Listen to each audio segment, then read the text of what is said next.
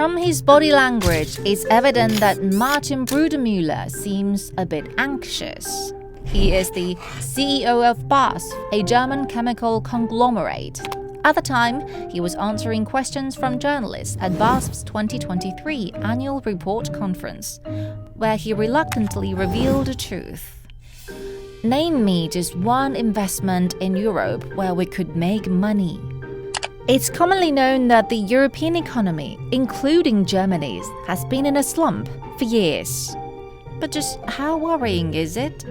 I spoke with two friends, Michael Schumann and Zhong Hong, who are currently in Germany. They said the European economy was under a lot of pressure. You still had the fallout of the pandemic. You had the big strain on the European economy resulting from the conflict in Ukraine, soaring energy prices, high inflation, and the problems with supply chains, and also problems caused by the sanction policies that were imposed on Russia after their invasion in Ukraine. 它那个去年的国民生产总值的增长是负的，负0.3%。过去2年中间呢，很多这个大中型的企业，它对这个德国的投资几乎呢处于一种停滞状态。The facts speak for themselves. GDP growth, inflation rates, household electricity prices, pretty much all the economic stats in Europe have been in a bit of snooze fest lately. So, with things looking grim, the question arises, how can German companies save themselves? Let's revisit BASF's annual report. Through data analysis, we found that Europe and China were the buzzwords dominating Brudermüller's discourse. Indeed, China emerges as German companies' strategic choice. 一个稳定的对外贸易的环境对德国经济增长呢是很重要的。然后呢，中国呢又是德国的除了欧盟之外啊，欧盟呢已经就是有点相当于是那个国内市场了。假如你把中国和德国对比的话，那么中国的国土和欧盟的国土差不多，是吧？那个经济那个总量也差不多，所以欧盟对德国来说是国内市场。但是呢，这个除了欧盟以外，中国就是最大的那个国外市场。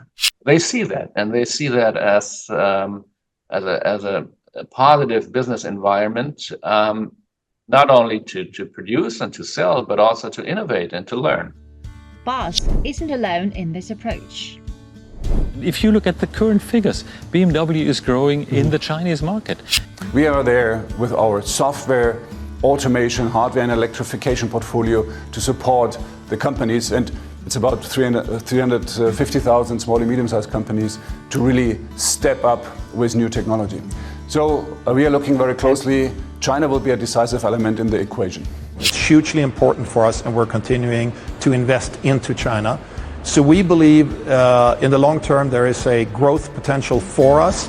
We're continuing to invest in China from a manufacturing footprint side, both for my business and Henkel as overall. So, but are they making the right call? Digging deeper, I examined the 2023 financial reports of major German firms in China. And here's the verdict. The figures speak volumes.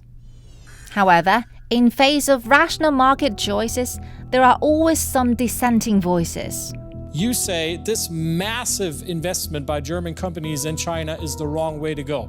Economic relations can be weaponized, interdependence can be used, and this kind of dependencies that exists can be leveraged for political interests. And indeed, we see that countries are willing to do so.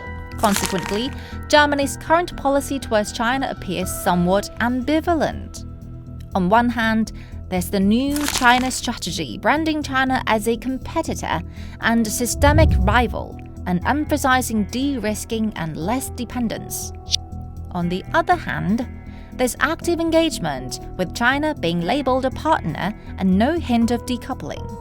Germany finds itself in a tight spot, defending its value while maintaining the upward trajectory of Sino-German economic and trade relations.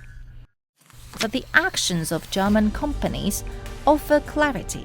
German investment in China reached a record high of 11.9 billion euros in 2023.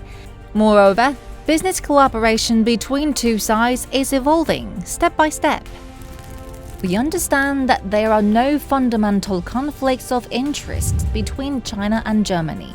Both are the largest economies and manufacturing hubs in their respective regions. Germany stands as China's top trading partner in Europe and the EU's leading investor in China. Hence, fostering closer collaboration is a no-brainer. It does not only serve the fundamental interests of both nations, but also bolsters regional and global peace and stability. As Chancellor Scholz embarks on his second visit to China in 3 years, a steadily developing Sino-German relationship is what we all expect to see. As we were wrapping up our discussion, I posed a question to Mr. Schumann. In a word, how would you describe your vision for Sino-German relations? After a brief pause, he responded, Beethoven's Ode to Joy. I think we should cherish that hope and not give up hope that we will be able to overcome what divides us and focus more on what we have in common.